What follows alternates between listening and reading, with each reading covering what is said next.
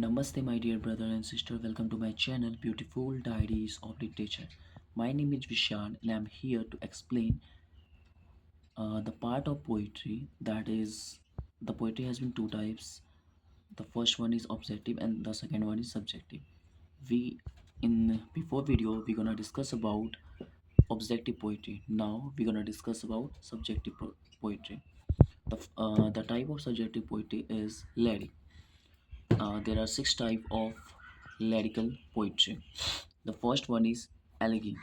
It means that शोक कविता, a poem or song that expresses sadness, especially for somebody who has died. किसी के मरने के बाद जब हम जो दुख और व्यथा को बताते हैं वही एलेगी कहलाता है। इसके एग्जाम्पल है O captain my captain by Walt Whitman, जिसमें अब्राहम लिंकन के डेथ हो जाने के बाद अमेरिका किस तरह से उस चीज़ से गुजर रहा था उसके बारे में दिखाया गया है। उसके बाद हम बात करते हैं सोनेट। सोनेट का मतलब होता है गाथा। अ पोएम दैट हैज़ 14 लाइन्स। एक कविता जिसमें 14 लाइन होती है। Etch usually containing 10 syllable and a fix pattern of rhymes. इसमें राइम का पैटर्न सेम होता है, मतलब एक जैसा होता है, और इसमें हर एक लाइन में लगभग में 10 वर्ड्स को कंटेन करके रखती है। इसके तीन एग्जाम्पल होते हैं। एक होता है शेक्सपियरियन पोनेट सोनेट्स, फिर आता है आपका पेट्रार्चन, उसके बाद होता है स्पेंसेरियन। शेक्सपियरियन में सोनेट 18 का एग्जाम्पल है। पेट्रार्चन जो इटालियन सोनेट है इसमें एग्जाम्पल है the world is too much with us, और स्पेंसेरियन में सोनेट 75 का एग्जाम्पल है। अब हम बात कर लेते हैं ऑड के बारे में। इसका मतलब होता है संबोधन कविता। एक तरह के वेलकमिंग सॉन्ग के रूप में हम लोग इसको गाते हैं। A poem that is written for a special occasion और that speak to a particular person और थिंग। जब हम किसी स्पेशल ओकेजन के लिए कुछ शब्दों को एक साथ पोएम के रूप में लिखते हैं या फिर किसी खास आदमी या किसी खास थिंग को डेडिकेट करते हैं तो वो ओड कहलाता है। एग्जाम्पल ओड टू फैट, इनको लिखने का काम एलन बैस ने किया है। और इसका दूसरा एग्जाम्पल है येलो ऑड बाय ट्रेसी ब्रिमहॉल। आगे हम बात कर लेते हैं dramatic monologue.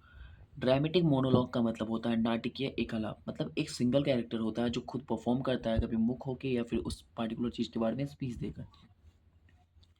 A poetic form in which a single character deliver a speech, मतलब एक पोइटिक फॉर्म ऐसा होता है इसमें कोई एकमात्र पात्र किसी स्पीच को बताती है। Revealing their inner most thought, वो अपने अंदर के विचारों को बताती है, अपने व्यक्तित्व को दिखाती है और मोटिव को दिखाती है वो ऐसा क्यों कर रहा है। इसके एग्जाम्पल है माई लास्ट डचेस। आगे हम बात कर लेते हैं हाइम्स। हाइम्स एक तरह की धार्मिक गीत होती है जो अलग अलग धर्मों के आधार पर गाया जाता है।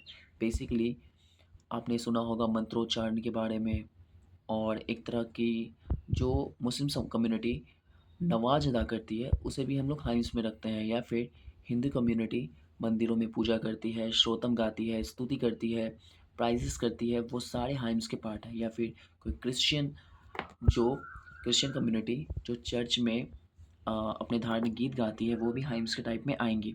तो हम इन्हें देख लेते हैं। धार्मिक गीत और religious song that is Christians Singh together in church, मतलब क्रिश्चियन लोग एक साथ गाते हैं। उसमें वैदिक मंत्रा भी आएगा, स्तोत्रम भी आएगा, प्रेयर्स आएगा, उसके बाद आपके प्राइजेस आएंगे जो अलग अलग कम्युनिटी के लोग करते हैं वो सारे आएंगे। इनके एग्जांपल देखते हैं। अमेजिंग ग्रेस जो जॉन न्यूटन ने लिखा था 1799 में। आगे हम बात कर लेते हैं एपिथेलेमियन। ये एक तरह का शादी गीत होता है जो बेसिकली अ सॉन्ग और lyrical poem written specifically to celebrate a marriage, इसे शादी में ही गाया जाता है। इसके एग्जांपल हैं, इसको सबसे पहले लिखे थे एपिथेलियम कैटुलस सी फर्स्ट सेंचुरी BC में। I hope this content will be helpful to your exam purpose और understand the part of literature. If you got more videos like this, then please like and subscribe my channel. Thank you to hear my words.